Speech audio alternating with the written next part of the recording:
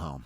So you better keep it tight, Bruce. Okay. All right, I want to keep this JK Dobbins conversation rolling, Cease. It is June 12th, so we don't need full answers right now. You and I have our idea of what it's going to look like as far as pecking order goes in that running back room. But Sean Payton talking a little bit about JK Dobbins and roles in the room.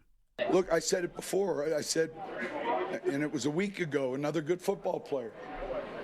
Another good football player. And we're interested in those guys.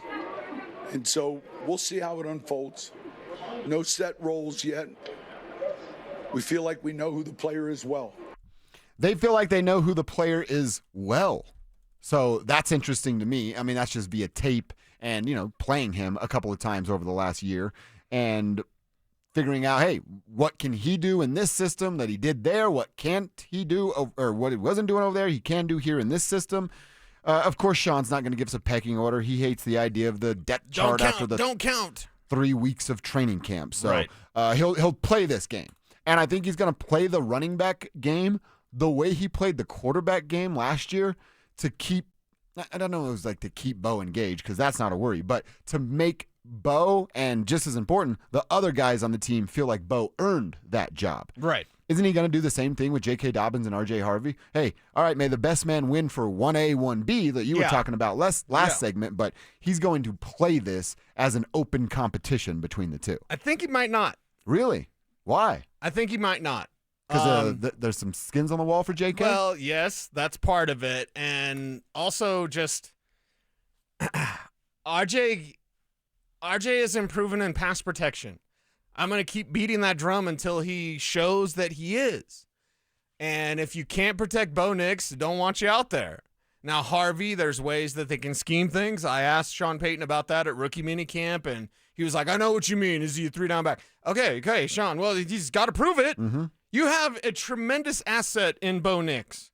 And if you're not doing something to help Bo Nix be better and protect Bo Nix, well, then I don't really want you out there. As excited as we are about RJ Harvey, we can be excited about him. We can be excited about him as a runner, as a receiver, and in space, and he's a big play weapon.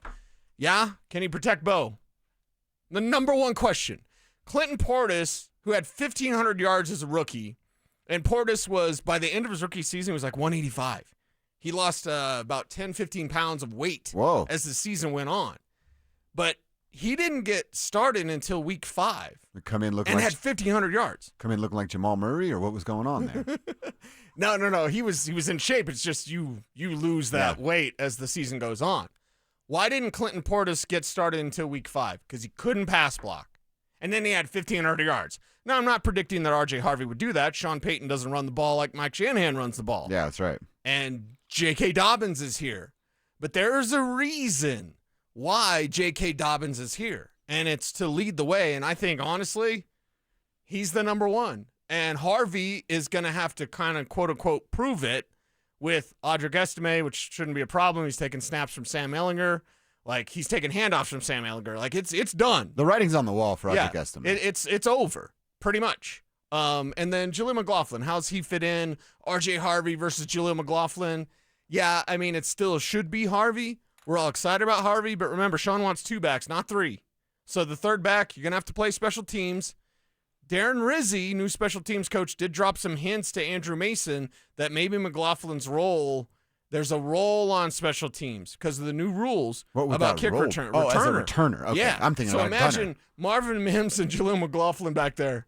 That's what I was talking about a couple of days ago. Yeah. That's the duo that you can't pick one to not kick to because both are going to be dangerous with the ball in their hand. Yeah, so, I mean, that's a great way for McLaughlin to kind of cement and get that Sharpie out for his spot on the roster. But I think when we open up training camp, it's not going to be, hey, here's this competition. It's going to be JK's the man, and then everyone else is going to have to take time away from him. That's a guess. Could totally be wrong, and RJ Harvey's the greatest back ever.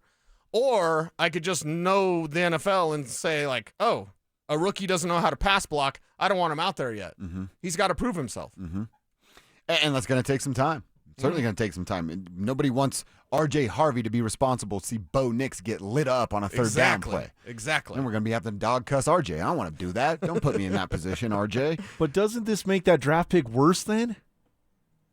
Picking up RJ Harvey? Yeah. Or Audric Estime? No, Harvey. Harvey instead of Hampton. Now, it's their pick, but I just I wrote a story about Omarion Hampton today, and you're gonna be sad, Kev, when I read this to you, because the word out, and this is from offense coordinator Greg Roman, said he's the total package. You don't see a lot of guys like him out there.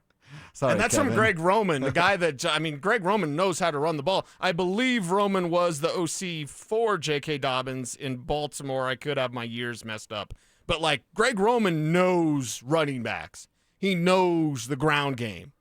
And he is fascinated by Omarion Hampton. So we are going to watch this. The Genty thing's different because they weren't ever going to get Genty. Nope.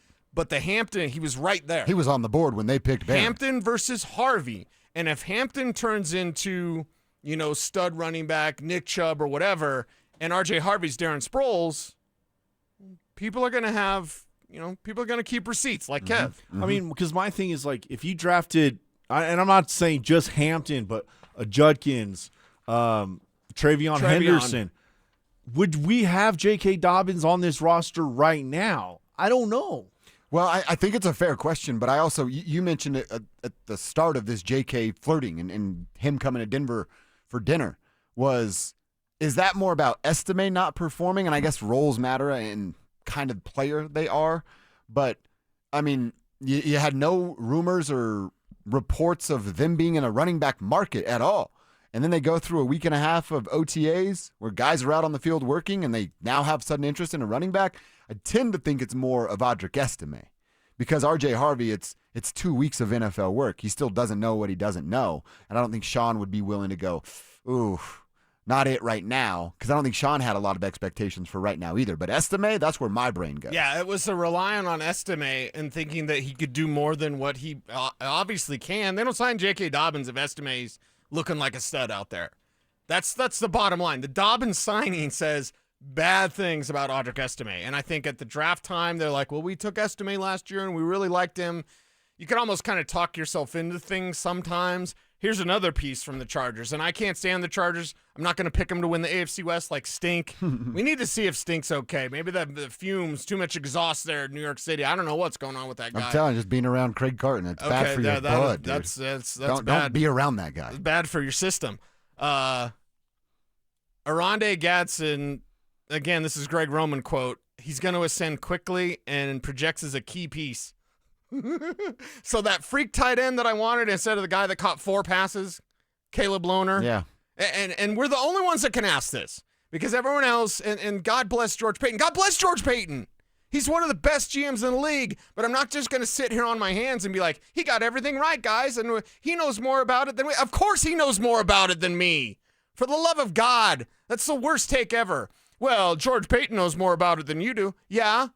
But I also know Aronde Gadsden's a freak, can't pronounce his name, can't even speak English. But I'll tell you this, we're the only ones that can question this. And we questioned it with good faith in George Payton. That's right. But I'm not going to sit here on my hands and be like, he got everything right, guys, and this is the greatest ever. Like, no, Caleb Lohner had 4 catches. Aronde Gadsden's a freak, and the Chargers are looking at him as a starter. It's the beauty of being not affiliated or owned by teams. That's the beauty of telling the truth. When they're good, we'll tell them they're good. When we have questions, we'll ask